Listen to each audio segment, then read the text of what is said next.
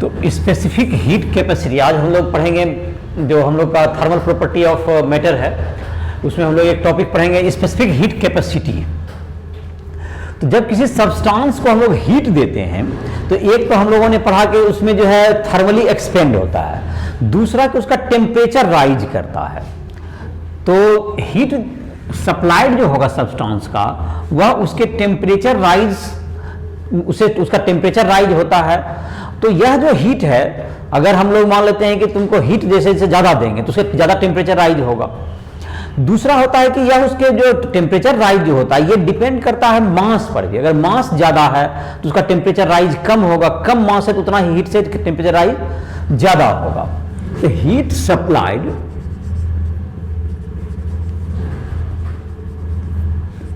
To a body is directly proportional to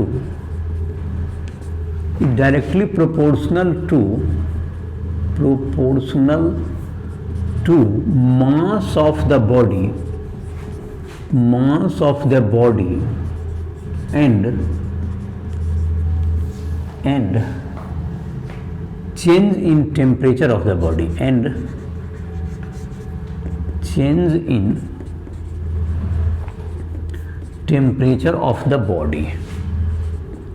temperature of the body. तो H proportional to mass हो गया और delta T that is ये हो गया चेंज इन टेम्परेचर और ये हो गया H हो गया ये तुमको मास ऑफ बॉडी। H से क्या हो गया तुम्हारा हीट एनर्जी, ये हो गया हीट एनर्जी। तो H प्रोपोर्शनल टू हो गया M डेल्टा T, ऐसा लिख सकते हैं हम लोग, चेंज इन टेम्परेचर। तो ये जो प्रोपोर्शनलिटी कांस्टेंट आता है इसको हम लोग कहते हैं स्पेसिफिक हीट कैपेसिटी कहते हैं, S into M delta T, या H इज इक्वल टू ऐसा लिखते हैं MS डेल्टा T। तो ये तुम्हारा फॉर्मूला हो गया कि heat supplied is equal to S is called specific heat capacity of the body। ये जो तुमको हर बॉडी का अपना अलग अलग होता है स्पेसिफिक हीट कैपेसिटी। तो जिस बॉडी का स्पेसिफिक हीट कैपेसिटी अधिक होगा उसका जो है तुमको सेम टेम्परेचर राइज के लिए ज्यादा हीट की जरूरत पड़ेगी। मतलब कि उसे गर्म करना, मतलब उसका टेम्परेचर राइज करना या उसका टेम्परेचर राइज करने में जो हीट की जरूरत पड़ेगी, जिसका स्पेसिफिक हीट कैपेसिटी है ज़्यादा, उसके लिए ज़्यादा हीट की जरूरत पड़ेगी। तो जैसे कि तुमको वाटर का है 4186, दैट इज वेरी हाई। ये तुमको जो स्पेसिफिक हीट कैपेसिटी है वाटर का, तो वाटर को गर्म करना या वाटर को ठंडा होना कंपेरेटिवली क्या होता है, ज़्यादा हीट की आवश्यकता होती है हम लोग को। तो जहाँ तक कि S का जहाँ तक है यूनिट की बात है, S इक्वल टू हो गया H by M delta T। तो इसका जहां तक कि SI यूनिट की बात करें तो हीट का तो जूल हो गया और M क्या हो गया तुम्हारा मास और डेल्टा T हो गया केल्विन, डिग्री सेल्सियस। चेंज जो होता है तुम्हारा डिग्री सेल्सियस और डिग्री केल्विन में एक ही होता है। तो SI यूनिट क्या कर सकते हैं, SI unit of S is equal to क्या हो गया जूल पर केजी पर केल्विन या पर डिग्री सेल्सियस। तो ये तुम्हारा हो गया। और जहां तक ये इसका डायमेंशन की बात है, डायमेंशन फॉर्मूला S का क्या हो जाएगा, हीट का हो गया, ये एनर्जी का वर्क का होगा mL2T-2 किसी भी प्रकार की एनर्जी का बाय M इंटू टेम्परेचर का केल्विन, K लिखते हैं हम लोग जनरली एनसीईआरटी बुक में। तो हम लोग का हो गया L2 T-2 और K-1। देखो T यहाँ पे टेम्परेचर नहीं होता, ये टाइम के लिए T होता है, ये टेम्परेचर का होता है K। K तो एससी बुक में है, एनसीईआरटी बुक में ये थीटा लिखता है इसको, हम K के बजाय एनसीईआरटी बुक में इसको थीटा लिखा होगा, एससी बुक में K लिखा हुआ। तो ये तुमको दोनों में इसका टेम्परेचर का हो गया तुमको, अगर एनसीईआरटी बुक के आधार पर तो थीटा का प्रयोग करोगे। तो ये होगा स्पेसिफिक हीट कैपेसिटी। तो एक स्पेसिफिक हीट कैपेसिटी जो तुम्हारा होता है किसी सब्सटेंस का, वो उसके मटेरियल पर डिपेंड करता है, ना कि उसके मास पर डिपेंड नहीं करेगा। स्पेसिफिक हीट कैपेसिटी जो है तुमको बॉडी के मास या हीट डिपेंड करेगा मास और टेम्परेचर राइज पर। लेकिन स्पेसिफिक हीट कैपेसिटी क्या होता है, किसी भी बॉडी का तुमको किसी भी, जैसे कॉपर का अपना अलग होगा, आयरन का अलग होगा, एल्यूमिनियम का अलग होगा, वाटर का अलग होगा, तो ये तुमको मटेरियल के आधार पर स्पेसिफिक कैपेसिटी अधिक होगा। ये तुमको मास में, जैसे कभी कभी ऑब्जेक्टिव पूछा जाता है तो कुछ जो स्टूडेंट कंफ्यूज क्या करते हैं, जैसे कि H बराबर ms डेल्टा T है, ऐसा फार्मूला है, तो लगता है इसको है कि S जो है किस पे डिपेंड करता है, हीट पे डिपेंड करता है, M पे डिपेंड करता है। उसे पूछा जाता है क्या ये इसमें हीट मास किस पे डिपेंड करता है, तो कि उसमें ऑप्शन दे देगा कि मास पे डिपेंड करता है, उसको लगेगा हाँ ये भी है, चेंजिंग टेम्परेचर पे डिपेंड करेगा, ये भी लिखेगा, हीट पे भी लिख देगा, जबकि वास्तव में इन तीनों पे किसी पे डिपेंड नहीं करेगा। देखो अगर आप मास बढ़ाते हैं तो आपको हीट बढ़ जाएगा, तो ये रेशियो हमेशा सेम ही रहेगा। तो इसका मतलब S ना तो मास पे डिपेंड करता है ना ही किस पे डिपेंड करेगा, चेंजिंग टेम्परेचर पर, बल्कि S क्या होता है किसी मटेरियल के लिए कांस्टेंट होता है। S मतलब जैसे कॉपर है तो उसका अपना होगा, वो किसी से टेम्परेचर राइज से उसको कोई मतलब नहीं है। ज्यादा टेम्परेचर राइज करना है तो हीट बढ़ जाएगा, तो रेशियो तो उसका वही रह जाएगा। तो ये किस पर डिपेंड करता है, सिर्फ नेचर ऑफ द मटेरियल पे। Specific heat depends upon nature of the material, not on the mass और चेंजिंग टेम्परेचर और हीट एनर्जी, इस पर डिपेंड नहीं करेगा, ये नेचर ऑफ द मटेरियल पर डिपेंड करेगा। तो ये तुम्हारा था स्पेसिफिक हीट कैपेसिटी। तो अब तुमको जैसे कि है स्पेसिफिक हीट कैपेसिटी के बाद तुम देख सकते हो, जैसे कि इस हीट कैपेसिटी को तुमको मोल के रूप में भी व्यक्त कर सकते हो, रिप्रेजेंट कर सकते हो, तो उसको मोलर हीट कैपेसिटी कहते हैं। तो यहां पर था कि 1 kg सब्सटेंस के लिए था, और अगर 1 मोल के लिए इसे कर दें तो क्या हो जाएगा, ये मोलर हीट कैपेसिटी कह सकते हैं उसको। तो अगर 1 मोल सब्सटेंस का तो उसको हम लोग जनरली C से भी डिनोट करते हैं। मोलर हीट कैपेसिटी को हम लोग किससे डिपेंड करते हैं, C से डिपेंड करते हैं। तो इसकी चर्चा हम लोग थर्मोडायनेमिक्स से ज्यादा करेंगे। जैसे तो ये तो दोनों में यूनिट का सिर्फ चक्कर है, उसमें कोई दिक्कत नहीं है। अब है तुमको प्रिंसिपल और एक और टर्म एक डिफाइन करते हैं हम लोग, heat capacity. M into heat capacity एक शब्द हम लोग डिफाइन करते हैं, heat capacity is equal to mass into specific heat capacity, mass into specific heat capacity. तो M इंटू S, तो हीट कैपेसिटी हो गया mass into specific heat capacity, M into S। ये क्या होगा तुम्हारा, mass into specific heat capacity, that is heat capacity हो गया। ये तुम्हारा हीट कैपेसिटी कहलाएगा। तो दैट इज जूल पर केल्विन, जूल पर केल्विन हो गया इसका मान।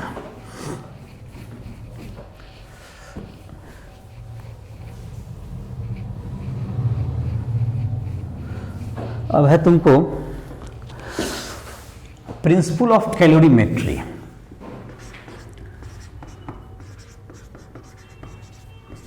तो किसी भी सब्सटेंस का जैसे स्पेसिफिक हीट कैपेसिटी वगैरह का डिटर्मिनेशन हम लोग कैलोरीमीटर में करते हैं। कैलोरीमीटर एक डिवाइस होता है जिसमें कि तुमको एक थर्मामीटर वगैरह लगा हुआ रहता है, और उसमें जो है तुमको कितना टेम्परेचर राइज कर गया, कितना फॉल किया, इन सबों को हम लोग कैलकुलेट कर सकते हैं, उसको हम लोग कहते हैं कैलोरीमीटर। तो प्रिंसिपल ऑफ कैलोरीमेट्री ये है कि उसमें कोई एक हॉट सब्सटेंस को डालते हैं, तो हॉट सब्सटेंस क्या करता है, कुछ हीट लूज करेगा, और उस हीट लूज को कौन, कोल्ड बॉडी क्या करेगा, उसको कोल्ड बॉडी या उसमें जो वाटर रहेगा कैलोरीमीटर में वो सब उसको गेन करेंगे। तो कभी भी क्या होता है, जितना कि हॉटर बॉडी जितना हीट लूज करता है, कोल्डर बॉडी उतना ही हीट गेन करता है। तो प्रिंसिपल ऑफ कैलोरीमेट्री क्या है तुमको, the heat lost by hot body is equal to the heat gain by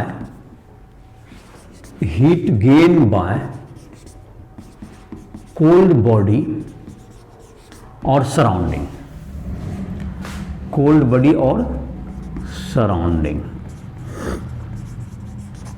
ये तुमको अगर सराउंडिंग को अगर सराउंडिंग को इसको हटाना चाहते हैं तो आप इंसुलेटिंग मीडियम डालिए, जिससे कि क्या हो, इंसुलेटेड रहेगा, जिससे कि हीट उसे फ्लो नहीं हो सके। तो heat lost by hot body equals to heat gain by cold body. तो इसके आधार पर जैसे कि तुमको क्वेश्चंस वगैरह भी बना सकते हैं, जितना हीट इसका लूज होगा इतना ये क्या करेगा, दूसरा कोल्ड बॉडी गेन करेगा। उसके आधार पर कोई भी एक अननोन क्वांटिटी क्या कर सकते हैं हम लोग, कितना चेंज इन टेम्परेचर हुआ या किसी का स्पेसिफिक हीट कैपेसिटी कैलोरीमीटर में एक्सपेरिमेंट के द्वारा हम लोग डिटरमाइन कर सकते हैं। तो जैसे कि एक एग्जाम्पल देखते हैं, तुम्हारे बुक में दिया हुआ है, उस एग्जाम्पल को हम लोग देखते हैं। और एग्जाम्पल है तुमको 11.3। उसमें एल्यूमिनियम का एक सब्सटेंस, एक बॉडी लिया गया है, उसका कितना मास दिया हुआ है, एल्यूमिनियम का बॉडी का मास 0.047 केजी एल्यूमिनियम का एक बॉडी लिया गया। और एल्यूमिनियम का हमको स्पेसिफिक हीट कैपेसिटी ज्ञात करना है, उसका पता नहीं है। तो एक एक्सपेरिमेंट किया जा रहा है कैलोरीमीटर में। तो ये 100 डिग्री सेल्सियस पर उसको खौलता हुआ पानी में पहले रख दिया उस एल्यूमिनियम बॉडी को, और उसको जो है कैलोरीमीटर में डाल दिया जा करके। तो कैलोरीमीटर का पहले टेम्परेचर था 20 डिग्री से 20 डिग्री सेल्सियस। तो जाहिर है कि जब उसमें हॉट बॉडी डालेंगे एल्यूमिनियम का तो उसका टेम्परेचर क्या होगा, बढ़ेगा। तो उसका टेम्परेचर बढ़ के कितना होगा, 23 डिग्री सेल्सियस। और उसमें जो है तुमको कुछ पानी था उसमें, और वह जो कैलोरीमीटर बना हुआ है कॉपर का बना हुआ है। तो उन समों को, तो इसमें कौन कौन हीट गेन हुआ होगा, मतलब क्या एक्सपेरिमेंट है, जैसे कि तुमको अभी तक जो समझ में आया होगा, देखो मैं लिख देता हूं इसे। एनसीईआरटी एग्जाम्पल 11.3 है तुम्हारा ये। एल्यूमिनियम का एक बॉडी है जिसका कि मास है 0.047 केजी है। इसका इनिशियल टेम्परेचर है T1 equals to 100 degree Celsius है। इसको जाकर के एक कैलोरीमीटर में डाला गया, जिसमें कि तुमको कुछ वाटर है, कितना वाटर है उसमें, और कितना कॉपर का मास है, कितना कॉपर कैलोरीमीटर का मास दिया हुआ ना, 0.14 केजी कॉपर हुआ, और वाटर 0.25 केजी। तो कॉपर का स्पेसिफिक हीट कैपेसिटी भी पता है, वाटर का भी स्पेसिफिक हीट कैपेसिटी दिया हुआ है। इसका एस जो है तुमको वाटर का 4186 जूल पर केजी पर केल्विन है, और एस कॉपर का भी तुम्हें गिवन है कितना, जूल पर केजी पर केल्विन। तो ये दोनों हीट लिया होगा, गेन किया होगा। तो इसका जो टेम्परेचर है 20 डिग्री सेल्सियस से राइज करके 23 डिग्री सेल्सियस हो गया। तो इस डाटा के आधार पर आपको बताना है कि एल्यूमिनियम का स्पेसिफिक हीट कैपेसिटी कितना है इस एक्सपेरिमेंट के आधार पर। तो जो कैलोरीमीटर, तो क्या हुआ होगा यहां पर, ये जो तुम अभी प्रिंसिपल ऑफ कैलोरीमीटर बताए कि heat lost by aluminium, heat lost by aluminium Al is equal to क्या होगा, हीट गेन बाय, इसमें कॉपर लेगा plus heat gain by water, दोनों लेगा। कैलोरीमीटर का टेम्परेचर 20 से 23 हो गया, तो उसका जो टेम्परेचर 100 से घट के कितना चला गया तुम्हारा, 23 चला गया। इसका जो एल्यूमिनियम का टेम्परेचर कहां से घट के चला गया, ये 100 से लूज करके कहां गया, ये 23 गया। तो इस कितना हीट इसका लूज हुआ, इसका हीट लूज हुआ m, इसका है 0.047, और I have to find out s aluminium का, यही हमको फाइंड आउट करना, एस एल्यूमिनियम। और चेंज इन टेम्परेचर 100 में कितना लॉस हो गया, ये 23। अब heat lost, heat gain by क्या चीज तुम्हारा, पहले कॉपर का लेते हैं, हीट गेन बाय कॉपर पहले। तो कॉपर का मास कितना है, 0.14 केजी है। इसका इसमें हीट कैपेसिटी कॉपर का into change in temperature 23 minus 20, 3 का हुआ, प्लस वाटर का मास 0.25 केजी सर, और इसका है तुमको 4186, ये काफी हाई है, देखो इसके तुलना में, देखो गौर कर सकते हो। और ये तुमको, ये भी घटा है कितना, 23 से 23 डिग्री ये भी है। तो ये तुम्हारा आपका बस अब कैलकुलेशन बचा है तुम्हारा, एस कितना जाएगा, आंसर बोलो, एल्यूमिनियम का आंसर क्या है,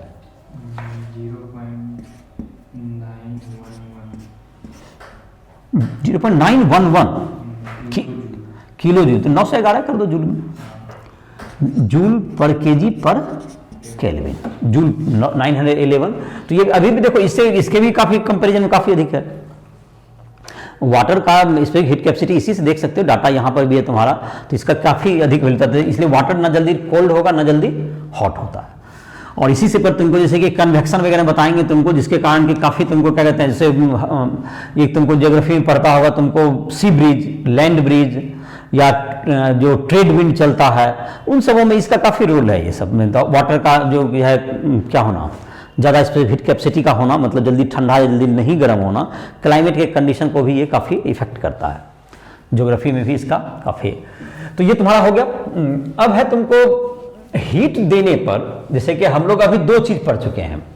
हीट अगर सप्लाई करते हैं किसी बॉडी को, तो हीट सप्लाई करने पर क्या होगा तुमको, अभी तक दो चीज़ हमने देखा, या तो वो एक्सपेंड करता है, दूसरा हमने अभी पढ़ा उसका टेम्परेचर राइज होता है, या हीट जब सप्लाई करते हैं।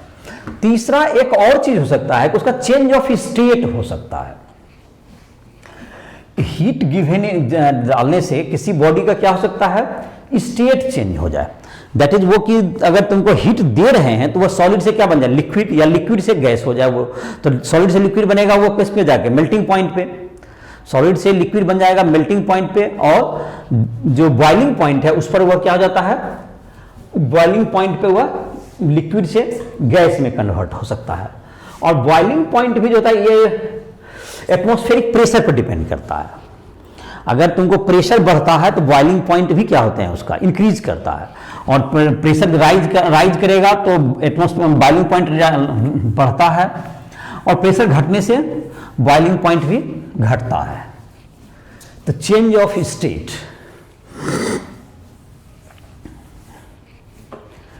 तो हीट अगर सप्लाई करेंगे किसी सब्सटेंस को at melting point,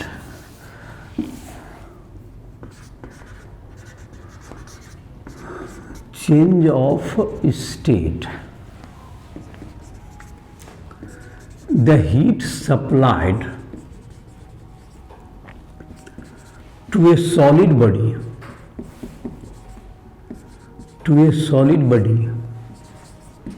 at melting point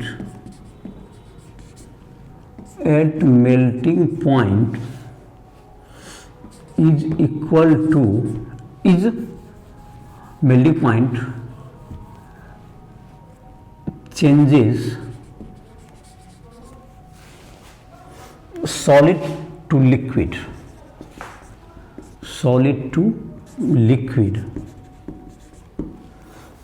liquid. और इसका जैसे कि तुमको है, और जो हीट जो तुमको दिया जाएगा ये तुमको टेम्परेचर राइज के बजाय ये किस में काम कर जाएगा, तुमको इसका स्टेट को चेंज करने में। And heat supplied at boiling point changes liquid to gas, liquid को कुछ बदल देगा, ये गैस में कन्वर्ट कर देगा। मेल्टिंग पॉइंट पे क्या हो जाएगा, तुमको सॉलिड से लिक्विड बन जाता है, और बॉइलिंग पॉइंट पे लिक्विड कन्वर्ट हो जाएगा गैस में। लिक्विड पॉइंट में लिक्विड चेंज हो जाएगा, तुमको ये गैस में कन्वर्ट हो जाएगा। तो ये जो तुम्हारा होता है ये चेंज इन स्टेट में काम आ जाता है। तो इसको जो कि हीट का जो जरूरत पड़ता है, तो जो जैसे लिख सकते हैं, द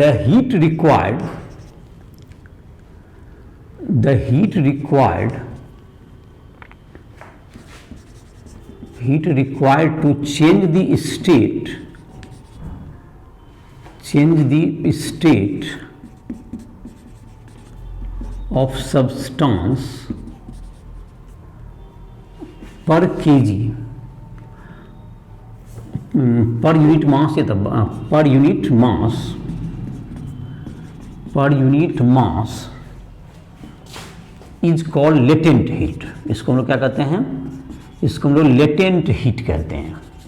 तो यहां पर जैसे कि हो गया H प्रोपोर्शनल टू क्या हो जाएगा, H प्रोपोर्शनल लेटेंट हीट जो होगा तुम्हारा H/m, तो latent heat is equal to हो गया, latent heat is equal to H/m। तो SI यूनिट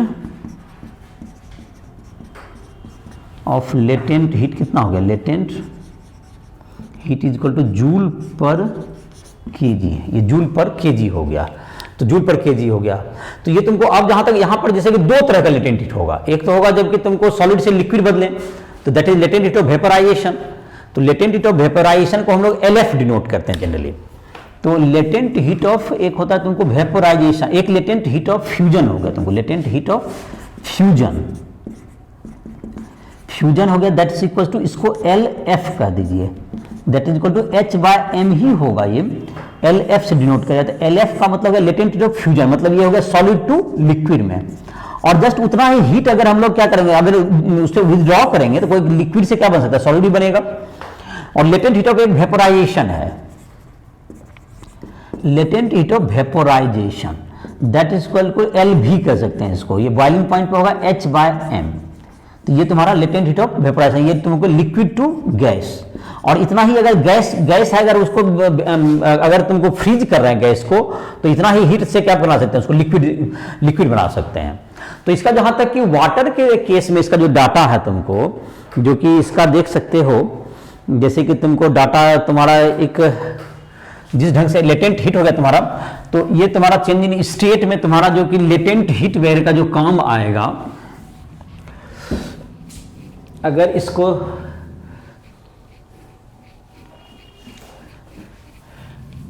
अच्छा एक एग्जांपल क्या है तुम्हारा, क्वेश्चन पढ़ो जरा 11.4 क्या है, 0.15 kg of ice of 0 degree minus 0.3 kg of water at 50 degree। 50 degree पर है, तो मतलब कि क्या होगा, तो क्या हो जाता है,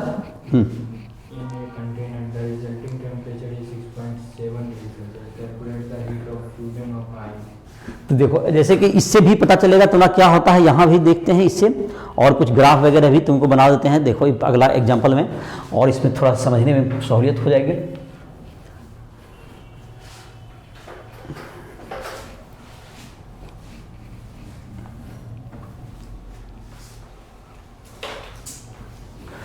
तो यहाँ पर एक जो क्वेश्चन है 11.4 है तुम्हारा, एनसीईआरटी में दिया हुआ, उसमें है कि आइस है 0 डिग्री सेल्सियस पर। तो आइस है तुमको 0 डिग्री सेल्सियस, तो पहले उसको अगर हीट मिलेगा तो वह मेल्ट करेगा, और अगर पूरा आइस जो है अगर मेल्ट करके वाटर बन गया, तब फिर अगर हीट मिलता है तो उसका टेम्परेचर धीरे धीरे क्या होने लगेगा, राइज करेगा। तो पहला फेज में जो हीट की जरूरत पड़ेगी वो चेंज इन स्टेट में जाएगा उसका, और उसके बाद अगर हीट आता है तो उसका टेम्परेचर धीरे धीरे बढ़ेगा। तो जैसे कि यहां पर जो केस है तुम्हारा, आइस कितना केजी है तुम्हारा, 0.15 केजी। एनसीईआरटी एग्जाम्पल 11.4 देखो, आइस है तुमको 0. तो इसमें क्या हो रहा है, आइस पहले मेल्ट करेगा और उसके बाद उसका टेम्परेचर 6.7 डिग्री सेल्सियस हो गया। तो इसका मतलब क्या हुआ कि पहले आइस जो है मेल्ट करने के बाद और हीट बच गया, और वाटर था वो धीरे धीरे 50 से घट के कहां तक चला गया, 6.7। तो heat loss by water, heat loss by जो वाटर था 50 डिग्री सेल्सियस पर, वो डिक्रीज करके कहां आ गया, 6.7 डिग्री सेल्सियस। तो ये हीट क्या किया है, लूज किया होगा। दैट्स इक्वल्स टू क्या हो गया तुमको, पहले हुआ कि हीट लेटेंट मास इनटू क्या हो गया तुमको, ये m इंटू LF में गया तुमको, मास इंटू ये, इसको पहले पिघलाने में गया, बर्फ को, आइस को पहले पिघलाया, फिर क्या करेगा, इस आइस को वो ये पानी वाटर बन गया, और ये वाटर बन गया तो इसका टेम्परेचर को क्या किया उसने, राइज किया, ms इंटू डेल्टा टी। तो पहले वाटर का कितना मास 0.3 kg वाटर था, इसका स्पेसिफिक हीट कैपेसिटी 4186 इंटू इसका टेम्परेचर कहां से कहां घट गया, 50 से घट के कहां पे आ गया, 6.7 पे आ गया, 50 माइनस 6.7 हीट लॉस हो गया। ये किसके काम का, 0.15 kg आइस को ये मेल्ट करा दिया। तो ये हमको निकालना कितना लेटेंट हीट की जरूरत पड़ेगी, ये हमें नहीं पता है, LF प्लस, और क्या उसके बाद जब मेल्ट कर गया उसके बाद धीरे धीरे तो 0.15 kg अगर आइस मेल्ट करेगा, 0.15 kg क्या बन गया तुम्हारा, ये वाटर बन गया। ये मेल्ट करने के बाद अब इसका जो है तुमको, अब वाटर का स्पेसिफिक कैपेसिटी तो हमको पता ही है, ये भी वाटर हो गया, तो इतना हीट, अब ये हीट लेगा, कितना लेगा, 6.7 हो गया, 0 से बढ़ के। आइस था पहले, वाटर ने आइस मेल्ट करके 0 डिग्री सेल्सियस पर वाटर बन गया, और इस वाटर का अब टेम्परेचर बढ़ के कहां चला गया, ये 6.7, तो उसमें हीट की जरूरत पड़ी।